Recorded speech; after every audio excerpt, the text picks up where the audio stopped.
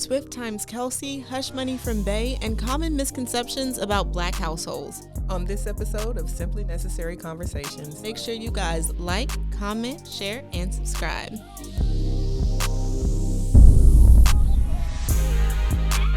So let's start off with talking about what is breaking the internet. Everyone seems to know about it, even people that are fans, aren't fans, everything in between. Taylor Swift and Travis Kelce.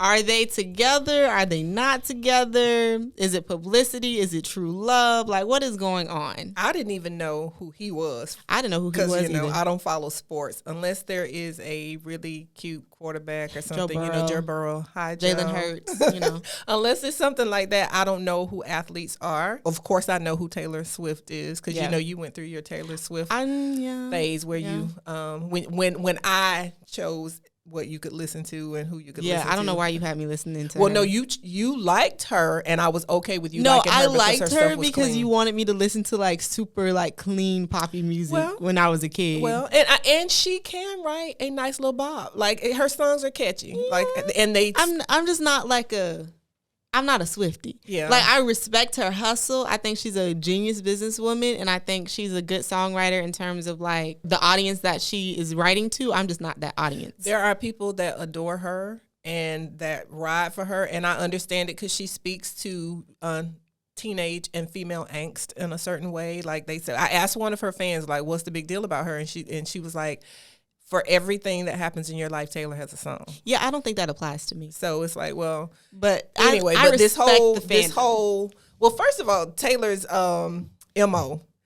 Anytime she dates somebody, there's gonna be a new album. There's gonna be a new album usually, and then everybody's gonna know who that person is because she's so famous. Well. Yeah. Before I even get into it, also, thank you so much, Taylor, for having an influence on getting people engaged with the political system and voting or whatever. Even that, like, I appreciate her so much for that. And she had to argue with her team about doing that. Yeah, and I appreciate her because a lot of people would be afraid of damaging their platform and kind of shy away from that. So we appreciate you, Taylor. Thank you so much. Love you for that. Now, your dating life. Ooh, it's a mess. This whole thing with her and this guy.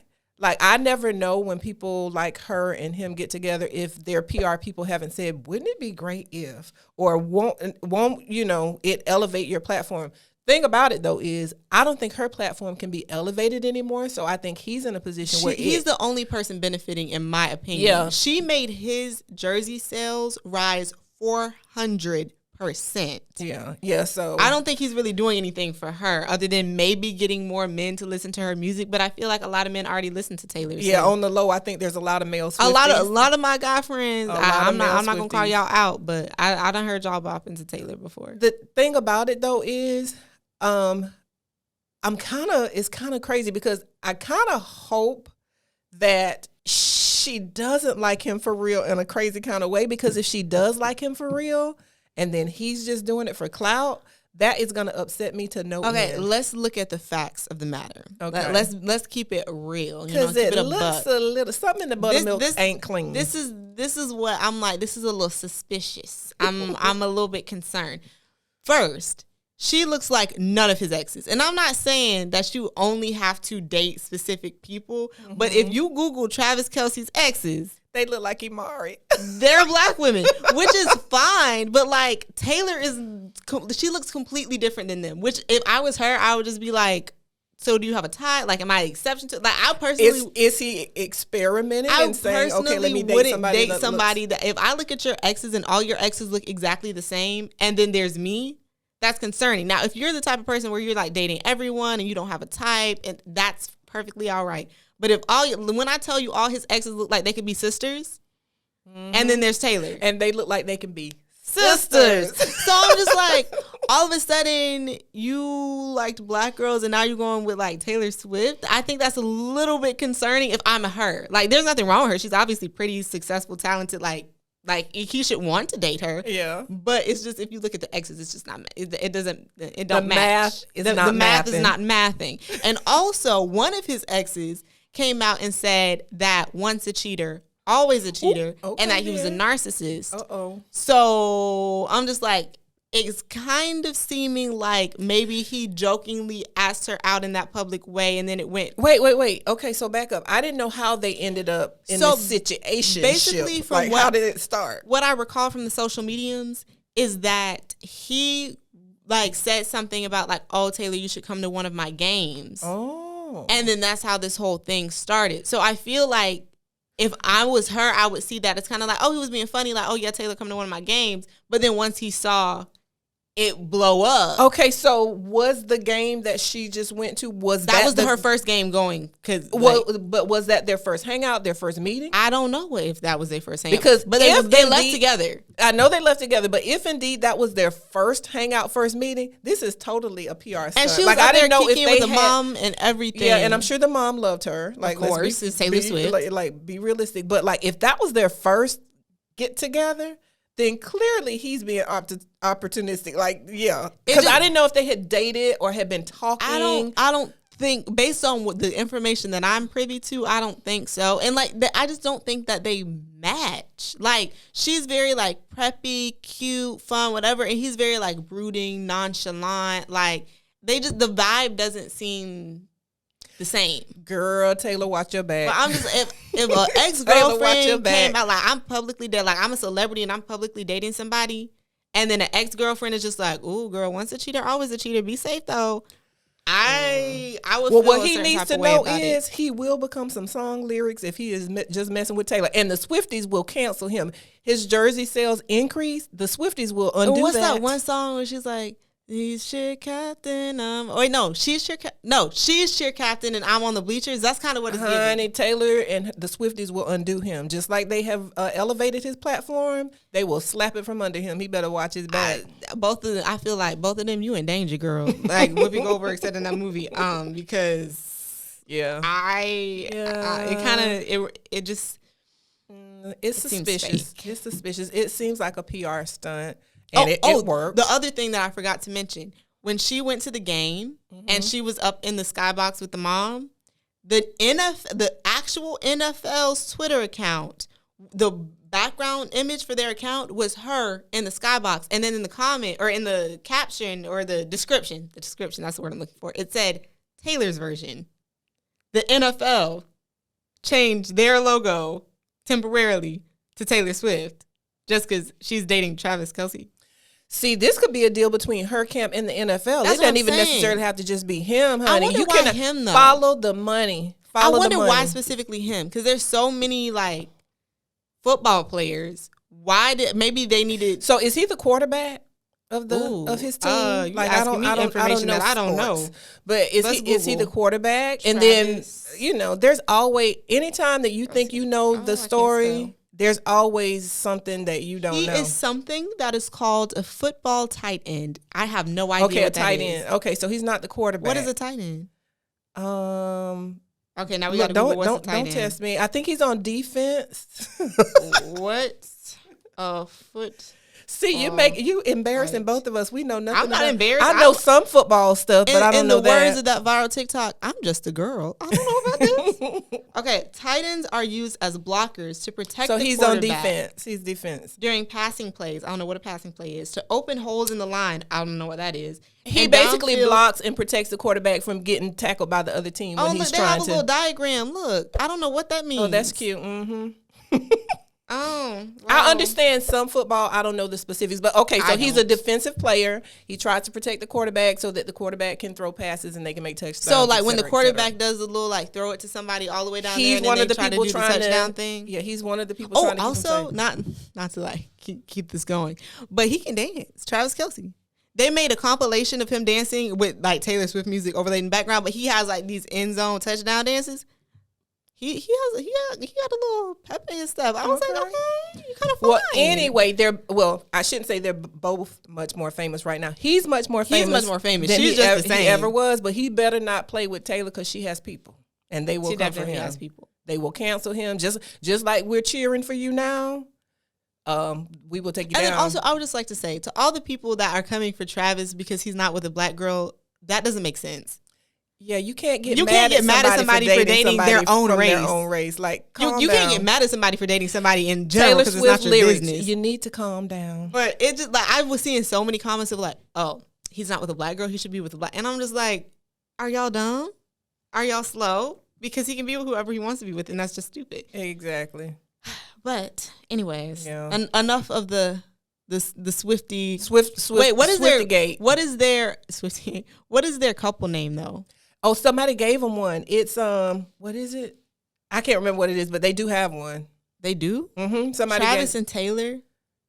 Yeah, they do. Telvis. I don't know what it is, but they did the whole thing. Yeah, they have a name. I don't know what it is. Somebody comment and let us know. Let us know what their couple name is. Yeah. But time for Let Me Put Y'all On. Normally I would do a song, but I don't want to get copyrighted. So we're not going to do a song today. We're going to talk about one of my other obsessions, because I think before we talked about my obsession with murder mysteries. Mm-hmm. Now we'll talk about my obsession with theme parks, because I love a good theme park. I like traveling in general, but I love like all the theme parks, Disney, Universal, Busch Gardens, whatever. But in Florida, if you want to get the best deals on like merchandise, food, experiences, perks or whatever, Busch Gardens is the best. Now, I'm a ride or die Disney fan, and I also love me some Universal because their rides are amazing. But if you like roller coasters, which I do, I love a good roller coaster. Not me. You hate it, which is why you don't even go to Busch Gardens. I'm the purse holder at Busch Gardens. I hold purses. I literally will go in line by myself sometimes if I'm not with friends and just like get on the roller coasters, and it makes me so happy. But when you talk about perks, like they'll give you free tickets. Like if you have an annual pass, you can get free tickets. You can get a certain percentage off all merchandise and food. During like if you're a drinker, they have like a beer fest. I think in October you can get free beer. You can get like free like fast pass, quick queue things. If you have a certain pass, you can get. And because I got the most expensive passes, I also wanted to be able to go to the water parks in SeaWorld. If you get that pass, you get to go to like all the different parks around the country, like not even just in Florida. And then you get like guest passes. So like you get 6 guest passes. So like whenever I want my friends to go with me, I just like let them use one of my guest passes. And then that's in addition to them also offering like free passes periodically.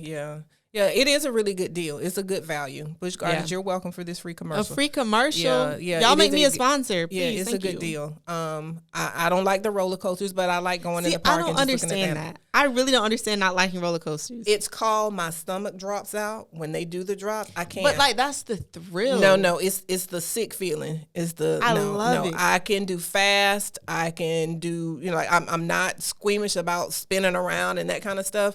But the drops, it just does something to me. I can't stand it. Low-key, everyone I know hates roller coasters, but I will get on a roller coaster by myself. I've probably been on every roller coaster in Florida, literally. I think so. If it's at a theme park that we've gone I'm to. lying, because Universal, there's still 2 that I haven't gotten on, but that's like my next project. And she's a daredevil. She will get on stuff that makes me just like. And I want to go to Halloween Horror Nights. Yeah, that I don't want to do. You should go with. Imagine. Okay, just hear me out. Imagine you go to Halloween Horror Nights with me and my friends, and we get content for the podcast. Me screaming and running and acting a fool. Yeah. No, ma'am. But I'm not trying to embarrass myself. I go, I'll get content for the podcast. Well, and I'll share it with y'all. You do that then, because I'm not trying to. But I'm gonna probably have to bleep out a lot of stuff because I get scared easily. So. Yeah, no, I'm not trying to. I don't like being scared on purpose. It's not about it's not about being scared on purpose. Let me explain why something like Halloween Horror Nights is fun. Mm-hmm. It's about the camaraderie you have with your friends. So imagine, my friend's crazy. Mm-hmm. Like we have a good old time. Imagine being in a situation where you can't escape, where you all got to huddle up with each other and try to survive, hypothetically, and you're with the craziest, funniest people ever. Aside from that last part, where's the fun? I'm in a situation I can't escape. That sounds like prison. That sounds a little bit it's just like, especially because like at Halloween Horror Nights, it's themed around shows or whatever. So I really want to go to the Stranger Things one and the Last of Us one because I like both of those shows. So, like, you in this immersive, like, world of something that you've watched already, and you with your friends, and, like, you got to be like, oh, my God. it's just fun. No, it's a fun time. Give me happiness, give me joy. I do not want to be There scared. is happiness and joy in being with your friends and like. Now I will admit like, it would probably be a laugh a minute to watch y'all act a fool. Oh, that's why I would have to actually be there to watch y'all. I'm gonna try when we go. I'm gonna try to record it. I'll go to Universal, but not during the horror nights part. And I want to leave when they start that foolishness. But I want to see my friends scared, which means that I also have to be scared. But like it'll be fun. Like in hindsight, looking back at those memories will be so fun. I'm sure. Well, y'all have a good time. Like I said, I'm leaving when the horror nights part start because I'm not interested. Horror nights. Yeah, that's what it sounds like. Horror nights. Well, I'm from the South. Whatever. Anywho, but I will. Y'all remind me in the comments. I will get back to y'all.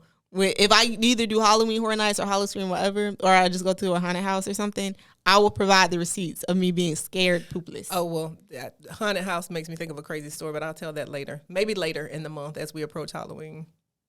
That has something to do with Halloween? Yeah. Well, no, a haunted house. Me and Karen, remember the story? Oh!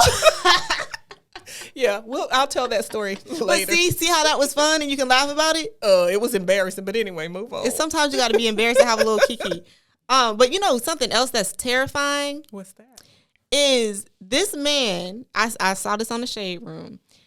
A girl was looking at her man's location, which I can go into a whole 5-paragraph essay of why I never want anybody's location because I would turn into a complete psychopath. But a girl was looking at her man's location. He was not where he was supposed to be.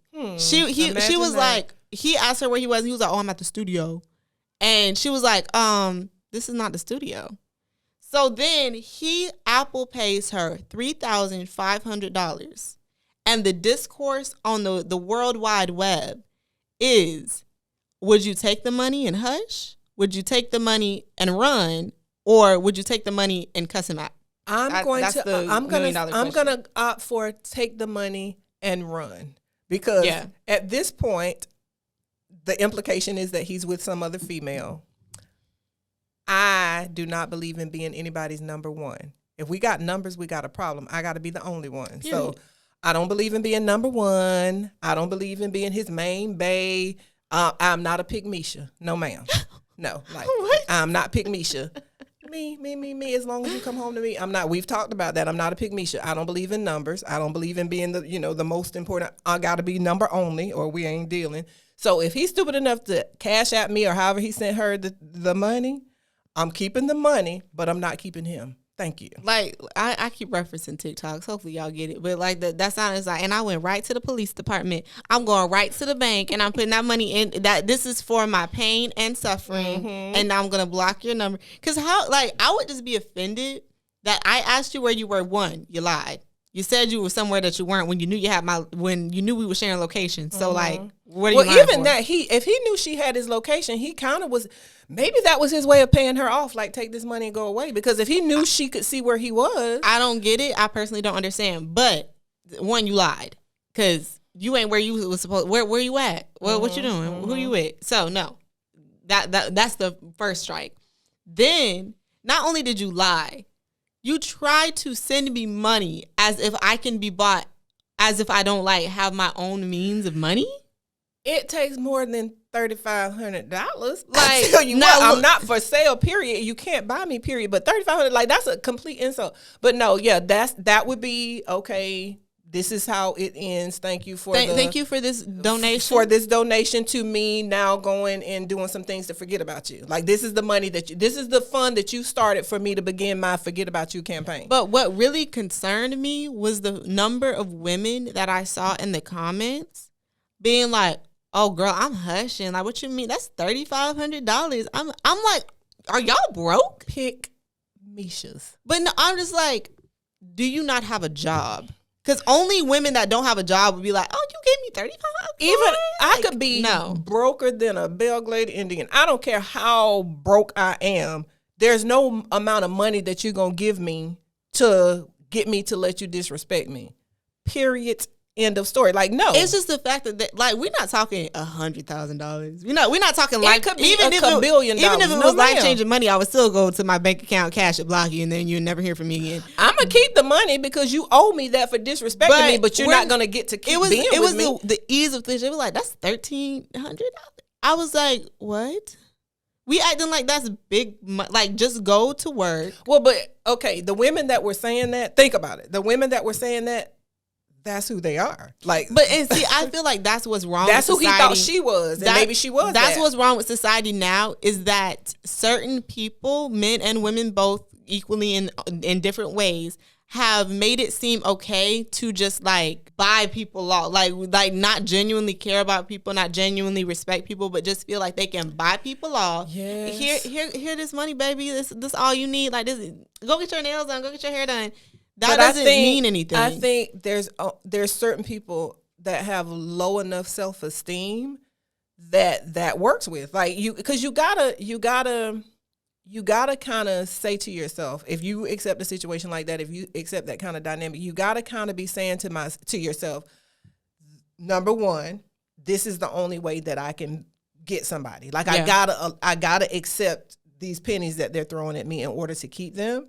And then number two, that I can be bought that cheaply. Like, it floors me, the things that people are willing to accept. Because honest to goodness, if I got to be alone for the rest of my life, I will be alone for the rest of my life before I let somebody mistreat me, disrespect me, try to make a fool out of me. Like, no, I will be alone for the rest of my, well, I wouldn't be alone. I would be without male companionship because I got other friends and I got a life. I just don't understand the concept of like being paid off by a romantic partner or like craving like money from someone. That's just weird. Or just craving any type of, because there were people that thought I was crazy, you know, when I was married, that I didn't just bow down to my husband, because at the time I didn't work. You know, I didn't work from the time you were born until you started high school, and people thought because I didn't work, that meant, okay, whatever he does, you got to be cool with it. Sell crazy somewhere. But I feel like as a man, if you are in a relationship or you're in a marriage and you got kids or whatever, you don't get brownie points for taking care of like what's yours, what's your like your family. Like, how are you getting brownie points for it? That doesn't make sense. Yeah, and even with that, like these women that you know, the $3,500 would have been a big deal and enough to keep them quiet. Like, what's ailing? As my grandma would say, what's ailing you? You can't go make your own money. Like, what's ailing you that you feel like the money is worth staying in a relationship where you're gonna be disrespected? Now, granted, everybody don't like going. Nobody likes going to work. Nobody wants to have a job. I've never had a job that I was excited about. I don't want to live to work. Wait, what am I? What is the phrase? You don't want to live to work. I don't want to work to live. Wait, what? You don't want any of that. I'm confused. I get your point. But you don't want work to be your whole life. I don't want work to be my whole life. Nobody wants that. But I'd rather I clock into my job I don't clock into my job, but I go to my job every day being thankful that I can take care of myself, and that I'm not dependent on anyone, and I'm not trying to like date somebody just because of their money. Because I feel like if you're dating somebody just because of what they can give you, then you're going to be willing to take a lot of disrespect. I need to put my phone on D&D. This is pissing me off. And then here's the question. If the relationship is based on what they can give you, what happens when they're not able to give you? That's the thing, too, because I feel like a lot of these girls are, like, in a sense, like, playing these guys where, like, oh, like, you have a good job. Like, give me.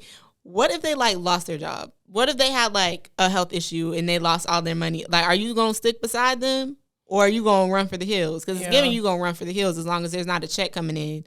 Yeah. And it's created this atmosphere, and especially in the dating world, where men feel like if they are doing things for you, giving you money, buying you things, whatever, they feel like they're entitled to still do whatever else they want because, hey, you got no reason to complain because I'm giving you all these things, or I'm taking care of you, or I'm paying the bills.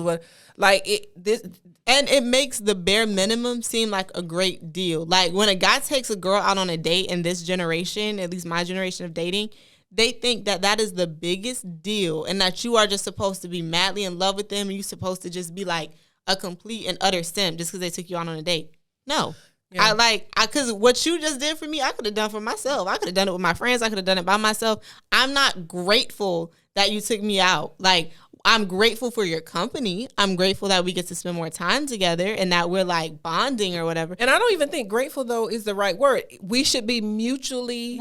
I'm giving you time and you're giving me time. Like what I miss, and I don't know if I ever will have again, is people being attracted to each other and enjoying spending time People together. don't enjoy just spending time together like anymore. And not even on things where you got to spend a lot of money or you got to go somewhere. So what happened to genuinely just liking a person and enjoying their company? And I feel like too, it makes it where like when people in this world of dating, whatever, when you genuinely like somebody, it doesn't work because you're thinking about the people that are out there that don't genuinely like you. It makes it harder because it's like you have this set thought process of like, okay, people don't really like people anymore. Like people aren't genuine. People don't ask people out on dates.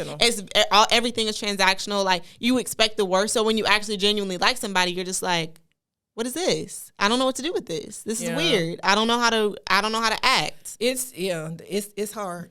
It's hard out here in these streets. I was gonna sing that song that I should sing. No. No. You know what I'm talking about? Because I almost did it too. No. I mean, I feel like no. But no. It's a vibe. Okay. I have heard in my historical study, like in academic studies or whatever, but also in just regular life, that Black families are matriarchal, meaning patriarchal. Well, no, matriarchal, yeah. Matriarchal means that the woman is essentially the head of the household. Patriarchal means that the man is the head of the household, like the leader or whatever. But a lot of people say that Black families are matriarchal. So the Ask a Gemini for today is, are Black families matriarchal? If so, how? If not, how? Explain. The mic is yours. Okay, so as you said, matriarchal would mean the mother, the woman is the head of the household, patriarchal, the father. Not so much. And let me give some historical context. So like that concept kind of came out of the fact that fathers tended to be absent in the homes because of slavery. Slaves were not allowed to be married. Enslaved people. I'm sorry, you're right. Enslaved people were not allowed to have traditional families. They were not allowed to be husband, wife, kids. You know, a lot of times a enslaved woman, if she gave birth to kids, those kids would be sold off. She was not allowed to be married to one specific man. She was, and this sounds horrendous, but she was oftentimes forced to breed with whatever man her owner chose to have her breed with, so that he could continue to have a supply of free labor.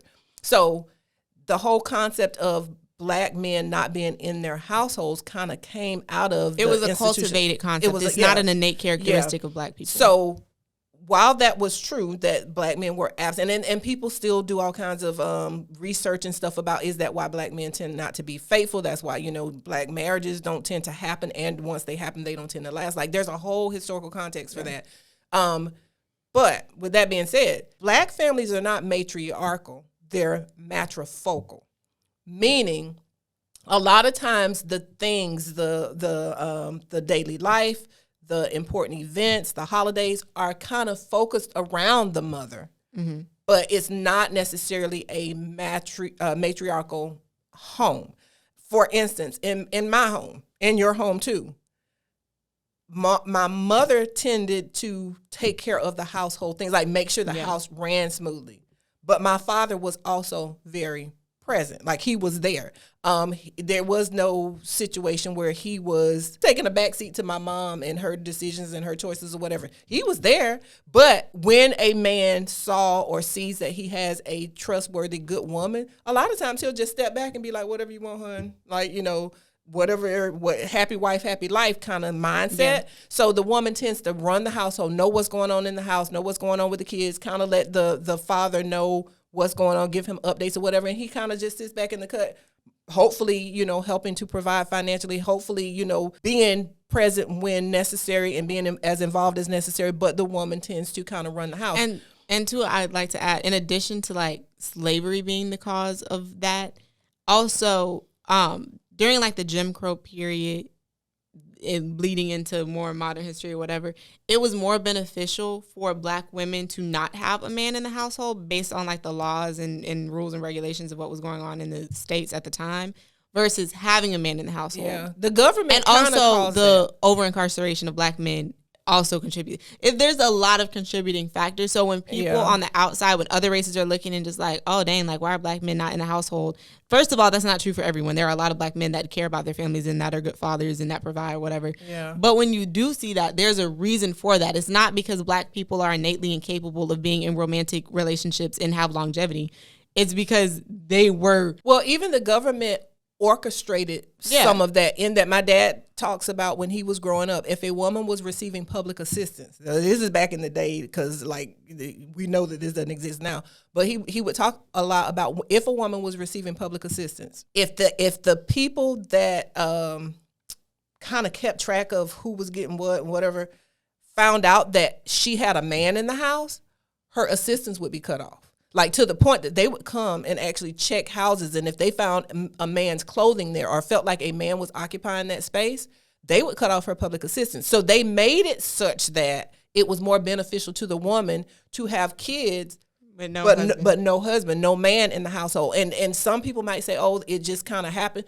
I honestly feel like a lot of things were purposely orchestrated against the black community, and not just black community, poor communities. Because sometimes it bleeds into the same thing. So like that's a whole thing. So a lot of people that think that, people tend to be shy. I can remember growing up, my parents being very conscious of making sure that the school, the teachers, whatever school were, knew that we had two parents, to the point that my dad would sometimes come home on a break, change clothes, go to the school play, go to or attend whatever event was happening with us, and then put his work clothes on and go back to work. Like I've seen him do that. They wanted to make sure that they knew that we came from because sadly you got treated a little bit differently if you got because even now there's a whole thing of like daddy issues or mommy issues or whatever when you don't have a 2-parent household. And not to say that there's anything wrong with being a single parent, because do what you got to do. Like stuff happens all the time. Yeah, but it is I that's why like a lot of times I'll be like saying things that are very, very like, because I'm a traditional person, but also very non-traditional at the same time. So when I say something like, oh, like, yeah, like I want to get married and like have the whole family thing and have my husband and all that. And sometimes my friends be like, really? Like and I'm just like, y'all don't understand the historical context of like, as a black woman, that's like the ultimate goal. Yeah. Like I'm not about to have my kids and not have like my husband, and I'm not going to have baby dad. Like, no, that's not the plan for you. That's not what you want.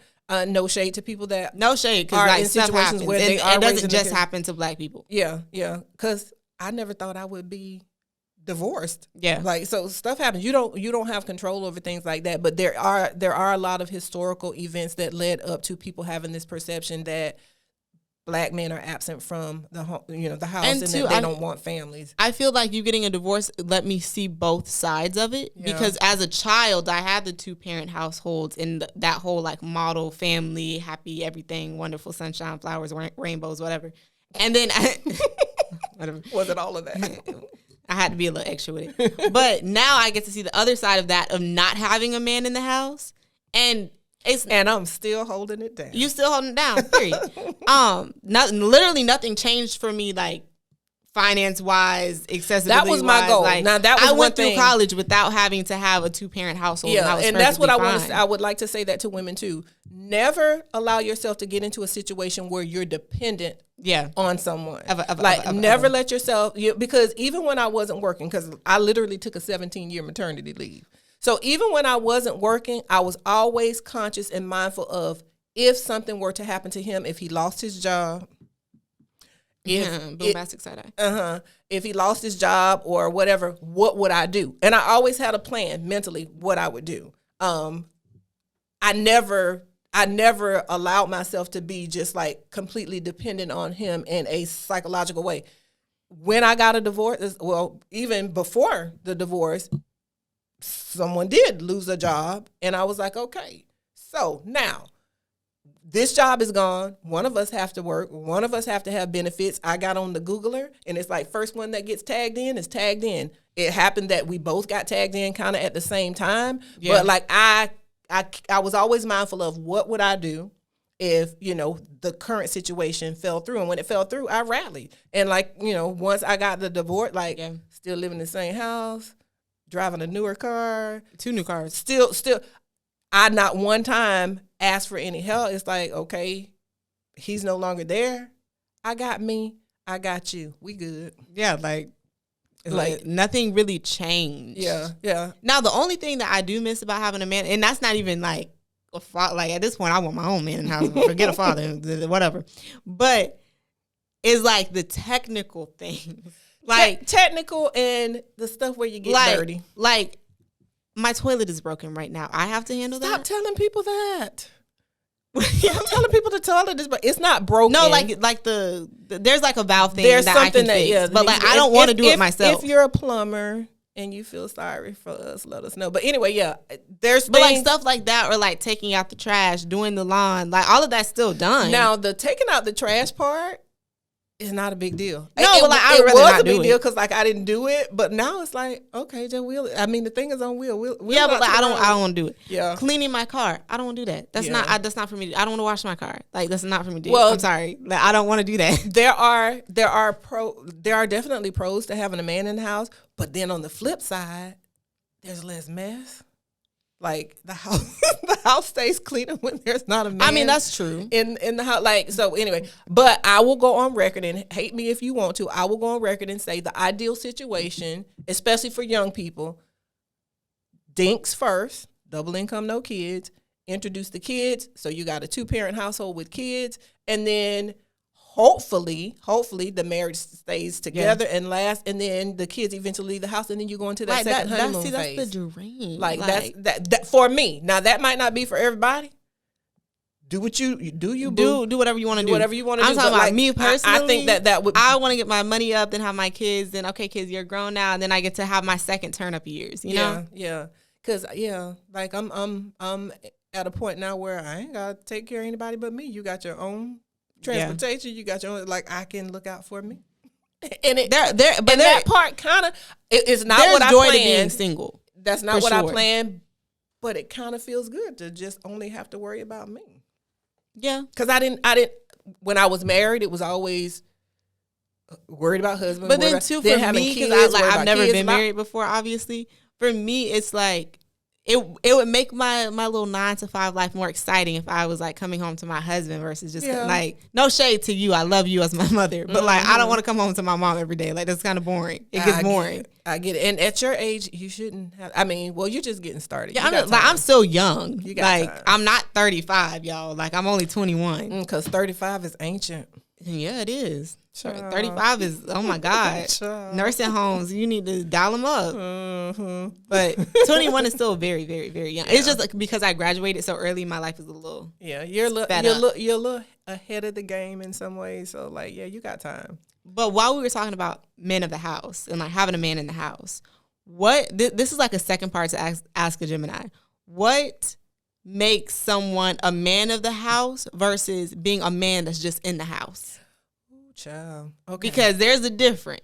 Yeah, there's a big difference. Some men think that just being in the house makes them a man of the house. No. Absolutely not. So, I mean, number one, I think being the man of the house, and I'm going to talk in terms of being in a committed relationship, ideally marriage for me. Again, I'm speaking for me. I'm not talking to those of you that don't want to be married. That's your business. Knock yourself out. This was given judge. I am not trying to be somebody's special friend on the obituary. I don't want to be that. Like, I don't want to be, Mr. Henry's special friend and his kids saying, yeah, that's daddy's friend. Like, I'm not trying to be that. So, ideally, in a marriage situation, number one, he should be a provider. Meaning that he's bringing home some type of income. He's adding to your life. He's adding to my life, not taking away. So we discussed on the previous episode, a man possibly just paying the light bill and you paying the mortgage or whatever. No, I don't think that unless there's extenuating circumstances, unless something catastrophic happened, he lost his job or you got some type of great job opportunity and he left his job to follow you for your job. Unless there's some kind of extraordinary circumstances, he needs to be the primary provider because, that's just in the traditional sense what he's expected to be. He needs to be faithful because I'm going to say that because some people feel like if a man is a provider, that's enough. No, we already talked about the fact that there are some people that think as long as he's providing, then he can do whatever he wants. Lies, I tell you. So he needs to be faithful. He needs to be engaged, because just being there providing finances and being faithful, but just being actually in the house, know what's going on. Actually in know the what's house. going on, and not just engaged in that way. Engage with you. He Yeah. needs to have some type of care, concern. He needs to care about what happens to me, because I don't want to be with someone that's with me by default. This is the best place for me to be. Oh yeah, or the guys that like they lost the love of their life, so like, okay, I'll give you a shot. There's nowhere else for me to go. Like, no, I want him to enjoy being with me. I want him to be interested in some of, not necessarily all of, some of the things that I'm interested in. But he can't just be in the house. Mm-hmm. He can't just be bringing home a check and that's it. I need that man that is going to be, in my absence, defend my honor. I need that man that's not just in love with me in front of me. He's in love with me in front of everybody. Period. Where when somebody says my name and he's present, they know to put some respect on my name. Yeah, don't be talking bad about me behind my back. Yeah, like or even allowing somebody else to talk bad about me behind my back. Because to me, that's, that's small-minded. So like, I also need him, and no shade to people that like to indulge. I'm not judging. Indulge. I don't drink. I don't smoke. I don't do any of that. I was so confused. But I'm noticing more and more, and y'all correct me if I'm wrong, there's a whole generation of men between our two generations that can't function unless they're either drunk or high. Like, oh no, there's literally alcoholics and potheads among us. Like, can't function unless they're drunk or high. They wake up, they gotta get high. They can't go to sleep without getting high. Or they wake up, gotta take a drink, can't go to sleep without taking a drink. Yeah. I need somebody that is man enough, and I ain't trying to pick at people, but if I can, and I'm gonna say this, and it's gonna sound crazy, but you'll know what I mean. If I can be man enough to face the world without being intoxicated or high all the time, I need somebody that can do that with me. Social drinking, occasional drinking, or whatever, like, that's one thing. But I need somebody that does not have to be high to escape their reality. Like, I want him to not feel like he needs to escape reality. You want to be his high. Look at you. Period. Look at you. Period. I want to be, as Prince said, your lover. I want to be your high. Like, I want you, when you see me, that I'm enough for you, that we're enough for each other. I don't like the like, my generation is very over dependent on like substances, and I'm the person that waited till I was 21 to have my first drink just because I wanted to be extra, and I'm so proud of you. Yeah, well, I just wanted to be extra, like, just because I could. And every time I told somebody I had never drank alcohol before, it was like a talking point. So I was just like, okay, we'll keep this going. After I did drink, I was like, well, I mean, like, I'm not gonna say that it's not fun to do with friends. Yeah, but like, maybe because I'm very extroverted and I'm very talkative, and I'm gonna say what I want to say regardless of whether I'm drunk or not. Can you imagine me drunk and just saying what's on my mind? I want to see it, actually. I kind of want to see it one day. I would lose a lot of friends. I would possibly end up taking a ride with Sheriff Grady. But you don't know how because I don't think you've ever gotten drunk before. I have not. I've gotten close to drunk before. Really? You already know this. Anyway. I've gotten close to drunk before. I don't get mean. I get very flirtatious, and that's a little bit more dangerous. That's scary. Yeah. That's a little bit more dangerous. So I'm just like, I don't see the appeal. I'm gonna say whatever anyway. I never drank enough to get even close to drunk. Like, just nothing ever appealed to me. Oh, it's disgusting. Like, I never. It doesn't taste good. So I never drank me. enough. I'm afraid of who I have no idea who I would be, and I want to see it, though. I don't ever want to have someone else tell me things that I did and me not be aware of what I did. One time. Why? I want to see what it's like. Also, in seriousness, though, we have alcoholism in our family, and I've always been afraid of. I don't know. Oh, I'm not afraid of that anymore. I'm afraid of that. That's one of the reasons, like, knowing that I can like do it. Like, yeah. I'm not about to be an alcoholic. We have addiction issues on both sides of the family. Like, I was always afraid. Like, what if I'm that person that the first time I do something, I'm hooked? So, like, yeah, I did taste alcohol. I've never done an illegal drug. Other than alcohol, I've never done anything that would be considered something that would alter your whatever, because I was always afraid of that. Mm-hmm. Again, no judgment to people that. But now, one thing I will never do in my life is smoke weed. Any drug in general, but because everybody I know that smoke, like, I'm not gonna say everybody, because there's probably some people that just smoke and it's just like fun, whatever. It's not a big deal. But a lot of the people I know that smoke, they can't go without that marijuana. I'm just like, are y'all or vapes? I can't stand vapes. Like, I can't stand vapes. So that scares me because it's like, am I a unicorn? Like, is there anybody else out there that does not have to depend on a substance, legal or illegal? And a lot of the people function? I know that do like drink very, very like overly recreationally, not just like, oh, you out with friends, like you're having a good time. Because to me, that's fine. Like, I don't like that doesn't bother me. Do you? But like the people that overdo it, they always be like, oh, I don't really like it, but like I got bored, so like, and then that's the other thing, the people that do it to fit in. In all my life, I can't think of anything that I ever did just to fit in. Yeah. Like I've had lapses in judgment where I've done stupid stuff, but that was detrimental. That was me deciding something stupid and doing something stupid and realizing after the fact, oh, I shouldn't have done that. But I've never been the type of person where somebody could peer pressure me into doing something. Yeah, that's not me. No, a lot of people be like, oh, well, my friends asked me to do, and I'll be like, and I would tell you no. And I always had really good friends who, even when they had bad habits, like if they drank, smoked, whatever, they always discouraged me. That was back when you had real friends. Because like my bestie in high school, I won't say her name. Everybody probably knows who it is. Anybody that's listening or watching this that knows me from high school. When she started to do stuff, she's like, Boo, you don't want to do Boo, you don't want to do this. Like, because if you do, that's literally all of my. And that's a real friend. They won't like. Yeah, that's a real friend. So like, and then in my adulthood, I tended to be friends with people that were like minded. My best adult friend does it now.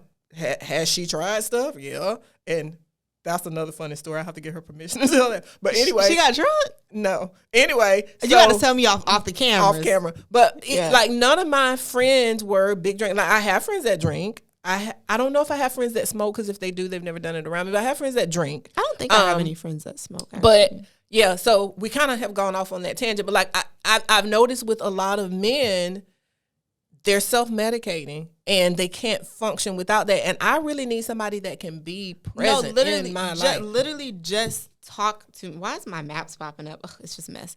Yeah. Literally just talking to me should be what calms you down. Like maybe that's narcissistic of me to say. Now be careful of that though, because this whole thing that's going around on the internet, a man, he doesn't care how pretty you are. He doesn't care how fine you are. He just needs you to be his piece. Oh, I'm not a man's. Okay, let me not say I'm not a man's. Hold on.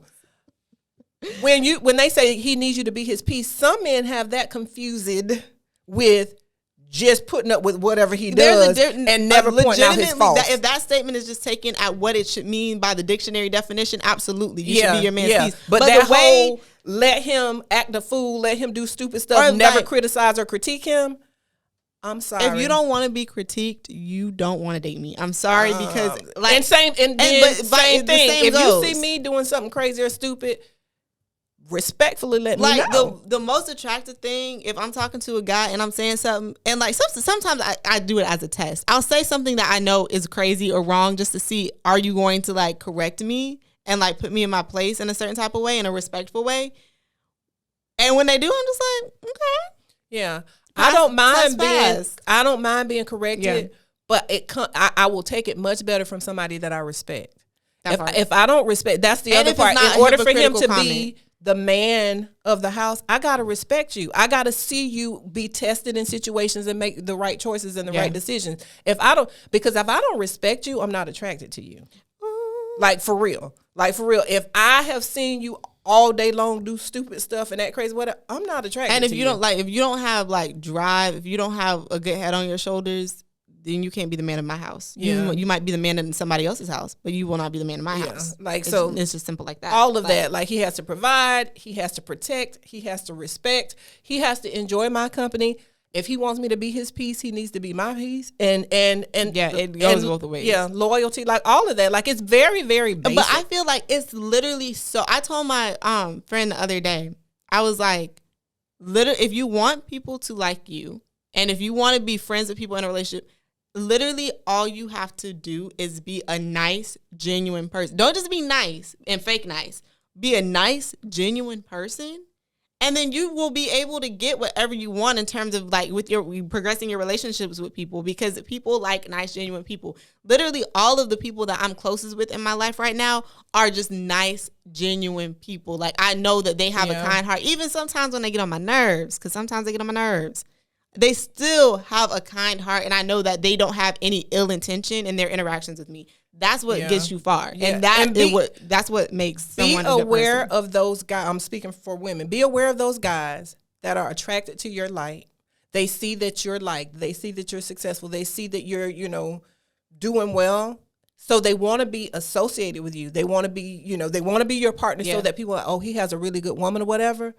But at the same time, they're jealous of you. And in some cases, they don't even like you. They legit want to get with you almost as a way to, once they get with you, get you attracted to them or like them or whatever, and break up with you to try to destroy you. Next podcast topic, how some straight men don't like women. Ooh. And with that being said, let's get into the Gemini Gem. So you go first, and then I'll say my little 2 cents. Okay, so my Gemini Gem is very basic. We're coming up to holiday season, Halloween parties, Thanksgiving gatherings, Christmas parties, or whatever. Mm-hmm. So a lot of times there's drinks served, alcoholic, non-alcoholic, whatever. So if you're having a gathering, you're going to have punch, you're going to have drinks or whatever and stuff. Something, if you have the room in your freezer to consider doing, is freeze punch, pineapple juice, apple juice, some type, orange juice or whatever. Freeze it in your ice trays so that when you're making drinks and you put the ice in the drink, it does not water down the drink. And I love that. So put some pineapple juice in your ice tray so that when you have punch, or even the punch itself, like freeze some of it so that when people put those ice cubes, or in this case, punch cubes or juice cubes in their drink. It's still ice, even if it's not water, I feel. Okay. Well, whatever. I don't know another element of that is if you like iced coffee, which I adore. I love iced coffee. Yeah, you can be my good best friend if you get me iced coffee. So if you like iced coffee, and especially if you make coffee at home, and if you're still one of those coffee pot people, I know most people are doing the Keurigs or whatever, but if you're a coffee pot person, you got leftover coffee, freeze it so that the next time you want iced coffee, you can put frozen coffee into your coffee and you don't water the coffee down. You just get more coffee, or even more intense coffee. Even if flavor. you are a drinker, you could get just mix your drink however you mix it, and then the ice cubes could be like the alcohol. Yeah. And then frappes are popular. Yeah. And because it's a frappe at McDonald's. It's a frappe at McDonald's, a frappuccino at Starbucks. Okay, so if you freeze ice cubes and then put it in the blend, freeze coffee and make coffee cubes. Freeze it, put it in the blender with your favorite creamer. Guess what you just made? Mm-hmm. A much cheaper frappuccino. Even eggnog during Christmas time. Oh, yes. I love my, yeah. You can make you a good little, thing. A frozen drink. Normally, I don't put alcohol in eggnog. So, smoothies. If you like to make smoothies, freeze you some juice so that when you add the ice to the fruit, you just get a more intensified fruit flavor. That is my Gemini Gem. You're welcome. Well, my Gemini Gem comes from being at an event with Rapport the other day, and she saw me putting on my lip gloss or whatever, my little routine. And I think I did one about lip gloss before, but this is another one. I like to put lip balm on first and make sure my lips are moisturized before putting on lipstick. Because a lot of times, sometimes sisters, y'all lips be looking a little crusty. And you can't put lipstick on without your lips being moisturized first. And it also helps the lipstick stay on for longer because it's not being sucked, all of the moisture that's in the lipstick or the lip gloss or whatever isn't being absorbed. If you put that little base on, it's almost like a primer for your lips. How you put primer on. That. Yeah. I always got my little lip balm. Because I was telling her that I was putting on lip gloss, and she was like, girl, that's lip balm. And I was like, give me a second, sis. Give me a second. And I put my lip gloss on, and it stayed on for longer, and my lips felt less dry, and they looked better. So that's my Gemini Gem for today. Okay? Mm-hmm. Well, that about sums it up. That about wraps it up, y'all. So thanks for joining us. Don't forget to comment, share, and subscribe. Period.